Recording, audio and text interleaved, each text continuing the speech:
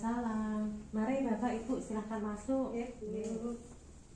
Silahkan duduk.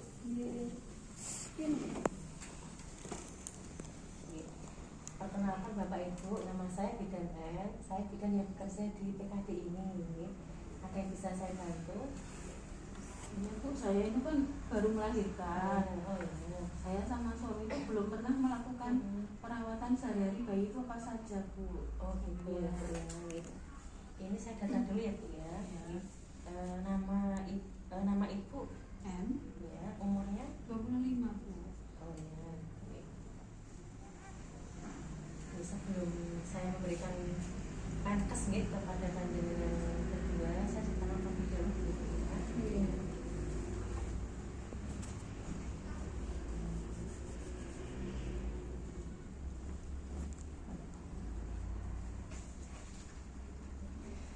Baik Ibu, sebelumnya saya tanyakan dulu berat badannya berapa ya Bu ya? 3.300 gram Bu. Panjang badan 48.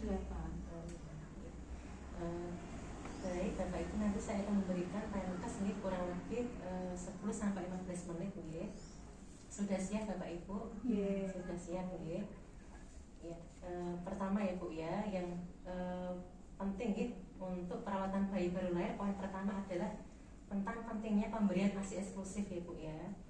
Usahakan sampai umur 6 bulan itu bayi panjenengan hanya diberikan ASI saja tanpa ada tambahan sufor atau susu formula atau cairan yang lain seperti air tajin, kemudian air putih jadi cukup ASI saja tanpa ada juga tambahan makanan yang lain seperti bubur itu belum boleh Kemudian pemberian ASI minimal dalam sehari itu 8 kali atau diberikan sesuai dengan bayi Bu tidak dijamin dianjurkan untuk menyusunya itu sesering mungkin Ibu sesering mungkin biar apa Bu kalau menyusui sesering mungkin nanti produksi ASI juga akan semakin bertambah untuk merangsang produksi ASI kita dianjurkan untuk menyusui secara sesering mungkin biar kebutuhan bayi juga bisa tercukupi Kemudian Bu sebelum panjenengan awal-awal menyusui itu biasanya akan keluar cairan bening yang namanya kolostrum.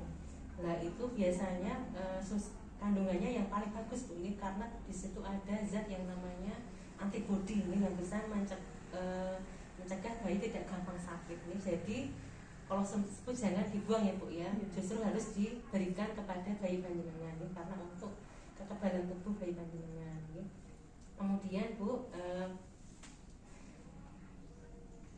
selain nutrisi dari ASI, kita juga penting untuk menjaga kebersihan dan kehangatan bayi ya Bu ya.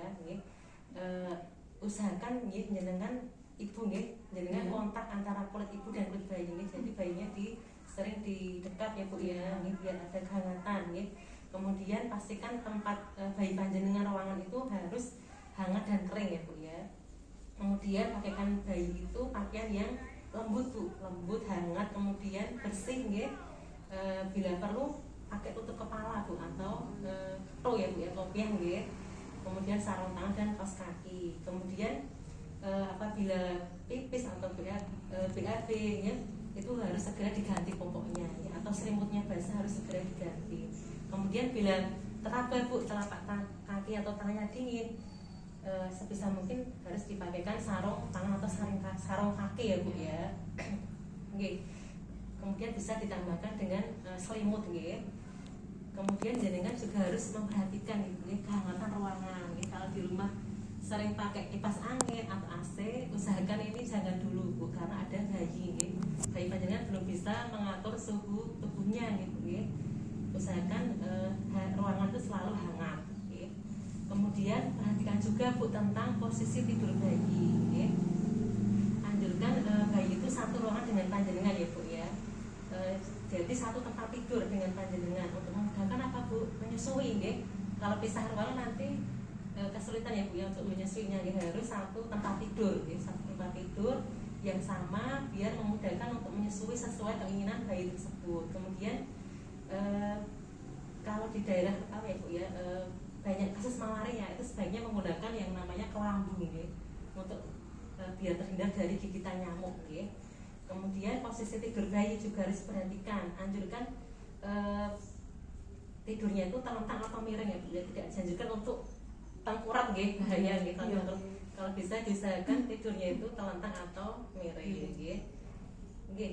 Kemudian kita awasi nggih posisi bayi waktu tidur itu. Kemudian yang tidak kalah pentingnya lagi adalah mengenai perawatan tali pusar ya Bu ya. Perawatan tali pusar sebelumnya kalau belum puput ya Bu ya, kita merawat tali pusar bayi panjang itu kita harus cuci tangan terlebih dahulu gitu. Cuci tangan sesudah melakukan jenengan habis megang apa gitu, kemudian mau merawat tali pusar harus cuci tangan terlebih dahulu gitu.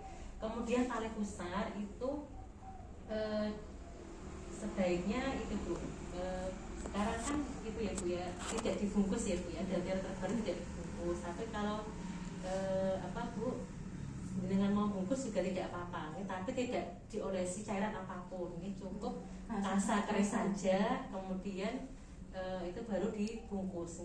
Setelah jenengan mandiin bayi, dengan mandiin bayi panjenengan, kemudian tali pusarnya jangan lupa dikeringkan dulu. Setelah dikeringkan, baru dipakaikan popok, atau kalau tidak baru dibungkus dengan kasa steril ya Bu ya. Kemudian lipat popok di bawah itu putung tali pusarnya Bu ya. Setelah itu Bu, kita juga harus memperhatikan apakah ada tanda infeksi di tali pusar bayi panjenengan ya Bu ya. Tandanya apa saja Bu? Seperti kalau terlihat Bu, kemerah-merahan di kulit sekitar tali pusarnya, kemudian tampak ada nanah kuning-kuning nanah dan berbau menusuk Ya, jika terdapat tanda infeksi tersebut sebaiknya segera diperiksa dibawa ke tempat fasilitas kesehatan bayi panjenengan. Kemudian Bapak Ibu sudah pernah mengukur suhu tubuh bayi panjenengan Bu? Belum. Ini saya ajarkan ya. Di sini ada termometer Bu. Ini namanya termometer digital Caranya Bu, ini sebelum kita letakkan di ketiak bayi nanti kita pencet terlebih dahulu ya Bu ya. Dipencet sampai muncul tulisan seperti ini, baru kita masukkan ke ketiak bayi kurang lebih 15 detik. Nanti kalau muncul suara timbul bunyi itu berarti sudah selesai. Kita lihat suhunya berapa Bu ya. Kemudian sudah tahu Bu suhu normal berapa? Kalau suhu normal itu berarti ya Bu ya, di bawah 375 ya Bu ya, isinya termasuk normal. Kemudian selain itu Bu, kita juga harus memperhatikan tanda bahaya pada bayi baru lahir apa saja Pertama itu kalau bayi panjenengan tidak mau minum ya Bu, tidak mau minum, kemudian memuntahkan semua yang diminum itu muntah semua Kemudian kejang itu seperti apa ya Bu ya, kalau bayi kayak stek itu ya Bu ya, kayak kaku Bu, anggota geraknya tangannya kok kaku, mungkin ya tidak ketara ya Bu ya kalau bayi Kemudian bergerak jika hanya dirangsang, jadi kelihatan lemas gitu Kemudian nafasnya bisa ya Bu ya, kita lihat kalau nafasnya cepat nafas cepat itu kalau lebih dari 60 kali per menit itu termasuk tanda bahaya bila bayi kita nafasnya cepat. Dan lagi kalau bahaya juga kalau nafasnya lambat Bu, kurang dari 30 kali dalam per menit.